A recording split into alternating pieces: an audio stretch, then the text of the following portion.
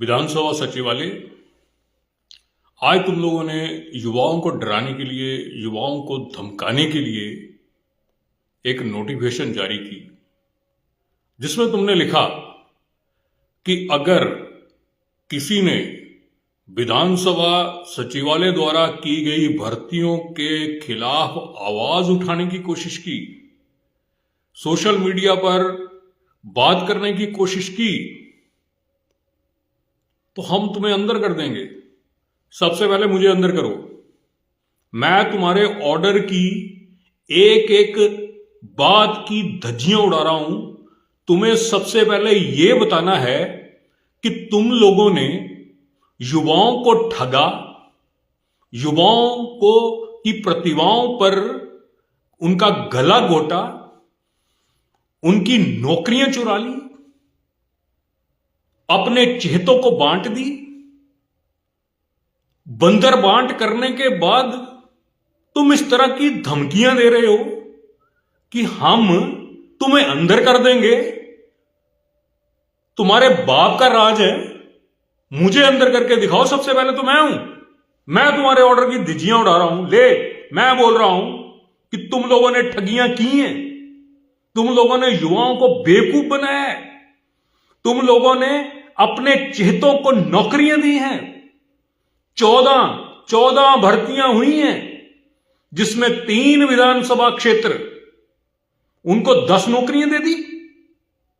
65 विधानसभा क्षेत्र के लोग जो हैं, जो बच्चे हैं, वो अनपढ़ हैं तुम्हारी नजर में। वो तुम्हारी नजर में हिमाचल के बच्चे नहीं हैं।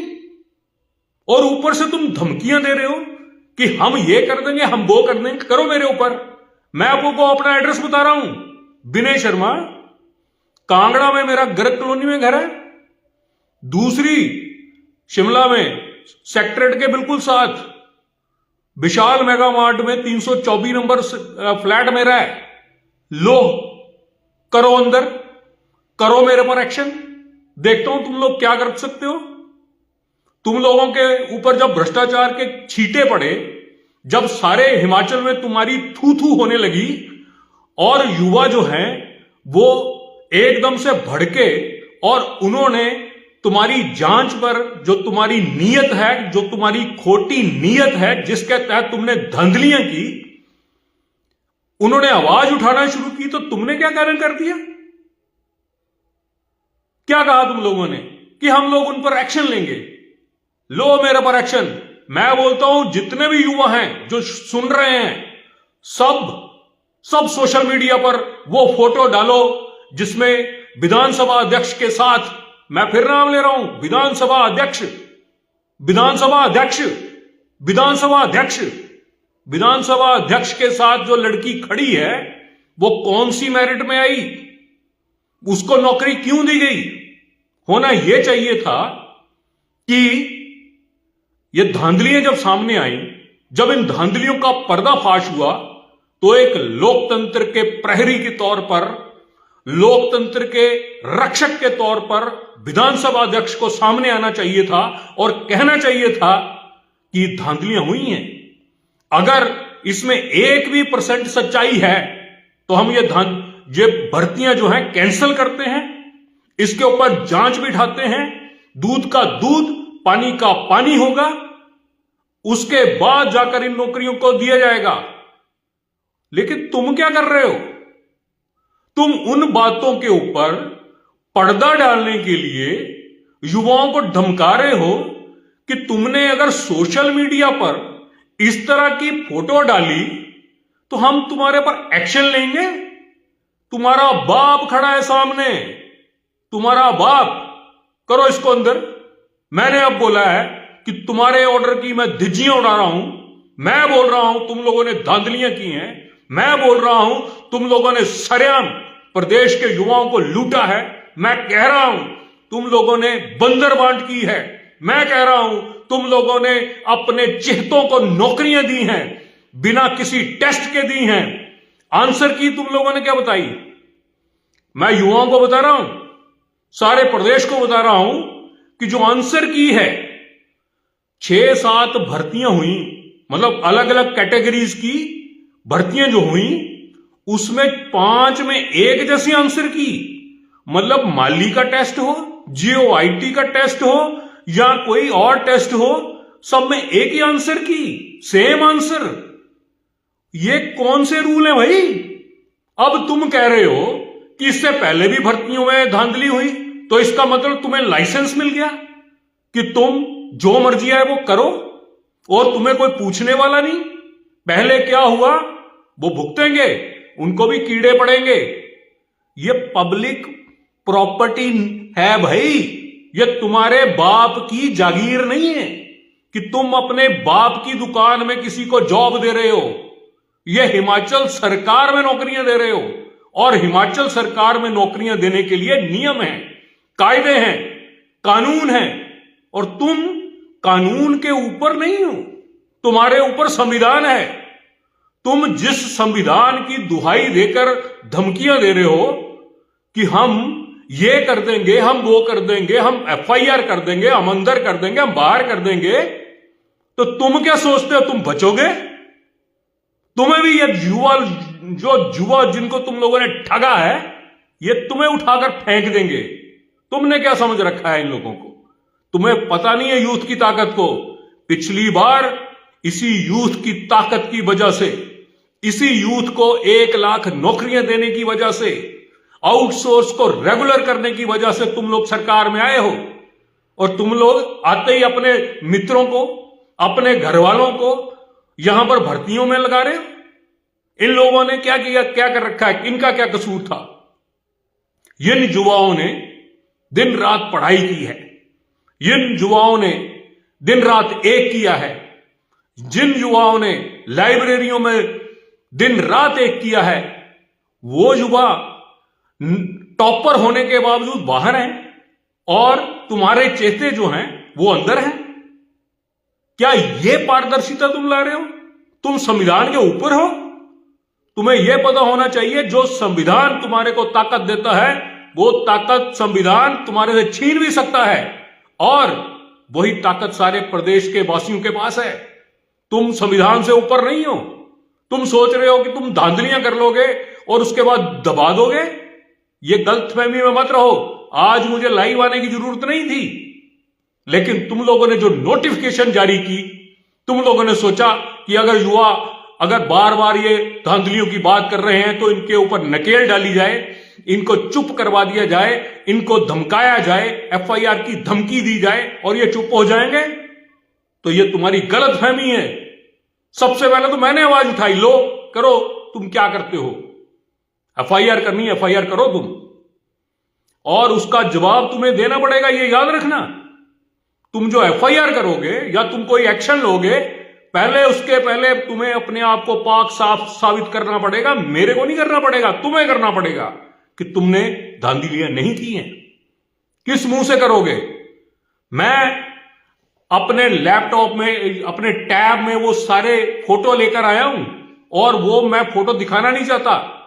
सारे प्रदेश के युवाओं को पता है, सारे सोशल मीडिया पर ये जो युवा हैं, इन्होंने सबने, इन सभी युवाओं ने सोशल मीडिया के ऊपर उन लोगों की फोटो डाली हैं जो विधानसभा अध्यक्ष के साथ हैं, जो मुख्यमंत्री के पीए हैं, जो मुख्यमंत्री की पत्नी के ड्राइवर का बेटा है, जो विधानसभा अध्यक्ष के एरिया के अपनी पंचायत के लोग हैं, उनके साथ फोटो डाली हुई है। तो क्या यह धांधली नहीं है?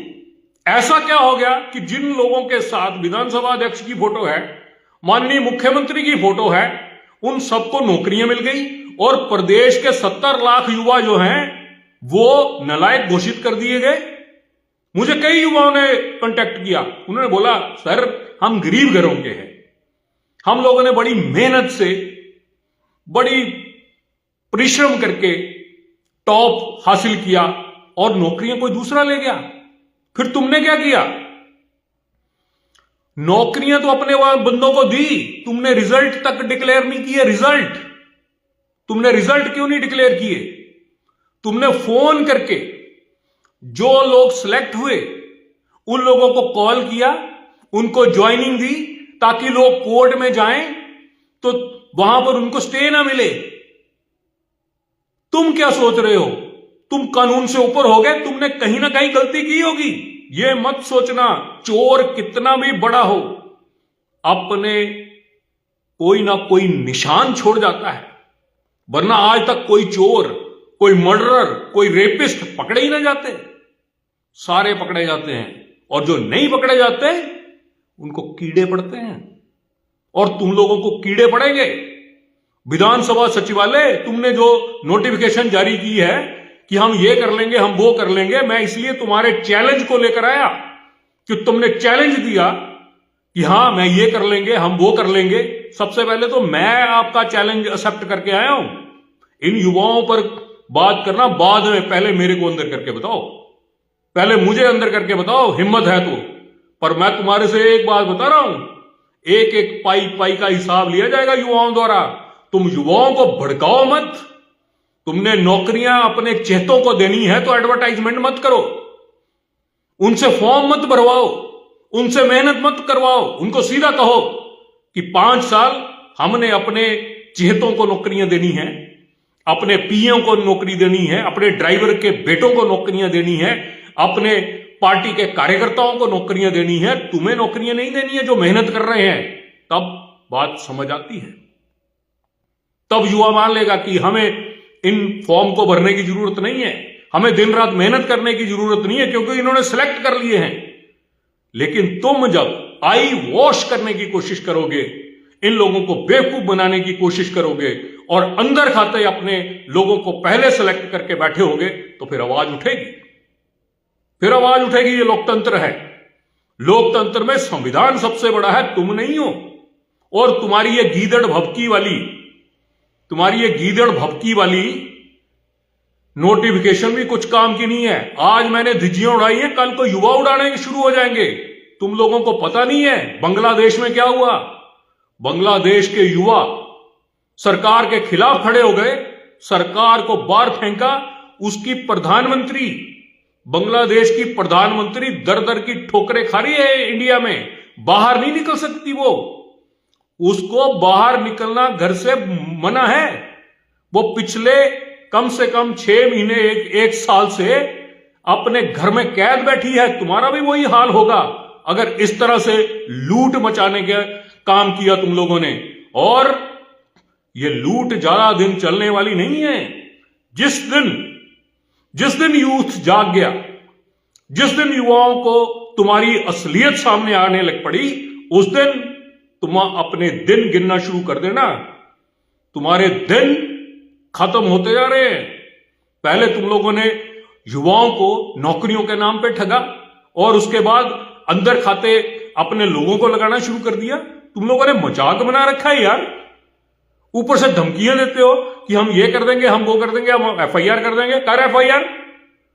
विधानसभा सचिवालय, मैं तुम्हें बार बार चेतावनी दे रहा हूं, कर मेरे को अंदर। मैं सभी युवाओं को कह रहा हूं, ये तुम्हारा कुछ नहीं बिगाड़ सकते। तुम लोग डालो फोटो जितनी डालनी है, तुम लोग जितनी धांधलियां हुई हैं सोशल मीडिया पर उजागर करो, तुम्हारे को कोई नहीं रोक सकता। अगर कोई रोकने वाला होगा उसको विनय शर्मा देख लेगा। सभी युवाओं को, प्रदेश के जितने भी युवा हैं, सबसे मेरा निवेदन है कि इन लोगों ने जो धांधलियां की हैं, फोटो समेत जो आप लोगों के पास फोटो हैं उनको अपलोड करो। तुम्हारा कोई बाल का बांका नहीं कर सकता। हाई कोर्ट है यहां पर, सुप्रीम कोर्ट है यहां पर। इनके बाप दादाओं का राज नहीं है। ये जागीरदारी प्रथाएं खत्म हो गई हैं। ये पुराने जमाने चले गए। ये अंग्रेजों के राज नहीं है, ये लोकतंत्र के राज हैं, ये संविधान के राज हैं। और संविधान में संविधान सबसे ऊपर है, बाकी सारे उसके नौकर हैं। और ये नौकर हमें धमकियां ना दे। तुम हमारी वजह से, तुम लोग हमारे वोटों की वजह से अपने पदों पर बैठे हुए हैं, जिसकी वजह से तुम यहां पे नौकरियां खा रहे हो लोगों की। एक तो युवाओं की नौकरियां खा रहे हो, ऊपर से धमका रहे हो। तुम्हारी इतनी हिम्मत।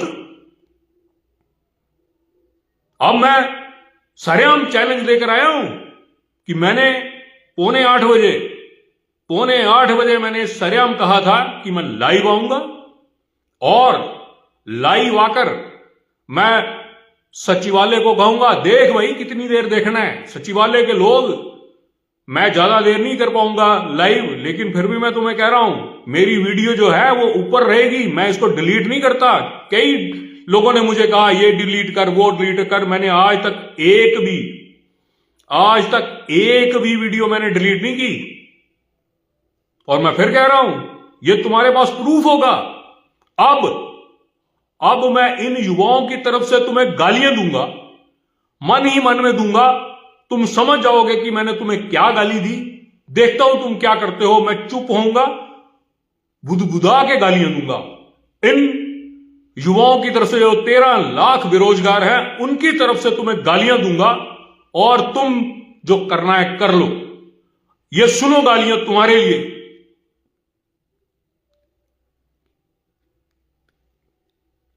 लो, 3 गालियां दी हैं, कर लो जो करना है। मजाक बना रखा है यार तुम लोगों ने, युवाओं को सरेआम लूट रहे हो, सरेआम बेवकूफ बना रहे हो। तुम्हें क्या लगता है तुम्हारे को पूछने वाला कोई नहीं है? तुम्हें क्या लगता है विपक्ष चुप बैठा है क्योंकि उसने भी धांधलियां की हैं तो सारा प्रदेश चुप हो जाएगा? मैं सभी युवाओं से निवेदन करूंगा कि अपने अपने फेसबुक पेज पर जाएं, मेरी वीडियो को शेयर करें, और अगर वो नहीं करते तो अपने अपने वीडियो पर, अपने अपने पेज पर वो फोटो लोड करें जिसमें जो चेहते हैं, जिनको नौकरियां दी गई हैं, ताकि पूरे प्रदेश को पता लगे कि किस तरह से हिमाचल में बंदरबांट हो रही है, खुला खेल फरूखाबादी हो रहा है, ताकि सबकी नजरें खुलें। और जो लोग यहां पर कमेंट करने आएंगे सरकार की तरफ से, उनको भी सीधा करना है, ये आपका काम है, उनको जवाब देना आपका काम है। मैं ये कहता हूं कि ये भर्तियां जो हैं ये रद्द होनी चाहिए। हिमाचल प्रदेश हाई कोर्ट इस पर खुद संज्ञान ले, विजिलेंस इस पर एफआईआर दर्ज करे, और जो भी हो सकता है वो किया जाए।